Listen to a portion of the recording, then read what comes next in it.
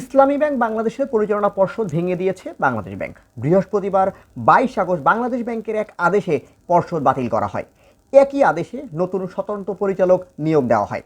ব্যাংকটির বেশিরভাগ share S Alam গ্রুপের হাতে থাকায় আপাতত ব্যাংকটিতে স্বতন্ত্র পরিচালক দেয়া হচ্ছে, তারাই ব্যাংকটি পরিচালনা করবেন।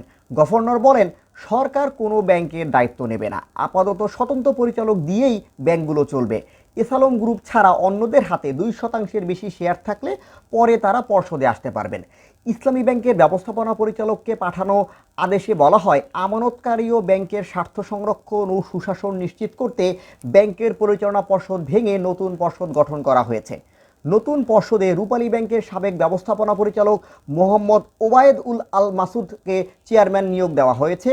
তিনি 2016 সাল থেকে 2019 সাল পর্যন্ত সোনালী ব্যাংক এবং 2019 সাল থেকে 2022 সাল পর্যন্ত রূপালী ব্যাংকের এমডি হিসেবে দায়িত্ব পালন করেন।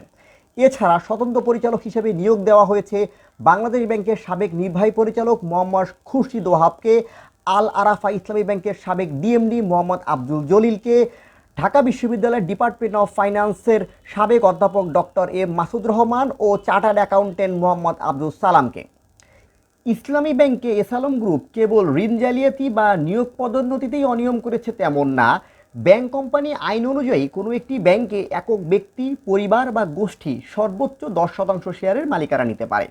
ইসলামী ব্যাংক দখলের পর নামে বেনামে 24 প্রতিষ্ঠানের অনুকূলে 131,89,12,165টি শেয়ারের মালিকানা নিয়েছে এস আলম গ্রুপ, যা ব্যাংকটির মোট শেয়ারের 81.92%।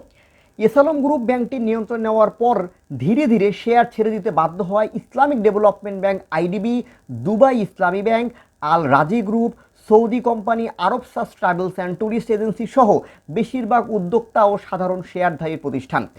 এছাড়া স্থানীয় অনেক প্রতিষ্ঠানকে ইসলামী ব্যাংকের শেয়ার ছেড়ে দিতে হয়। এস আলম গ্রুপ ব্যাংকটি নিয়ন্ত্রণে নেওয়ার আগে বিদেশিদের শেয়ার ছিল 52% মতো, যা এখন 13% নেমে এসেছে। উল্লেখ্য, 2017 সালে ইসলামী ব্যাংক দখলে নেয় এস আলম গ্রুপ। ব্যাংকটির মালিকানা নেওয়ার পরে নামে বেনামে প্রায় 75,000 কোটি টাকা বের করে নিয়েছে এস আলম গ্রুপ। এরই মধ্যে এস আলমের শেয়ার হস্তান্তরে নিষেধাজ্ঞা দিয়েছে Bangladesh securities and exchange commission.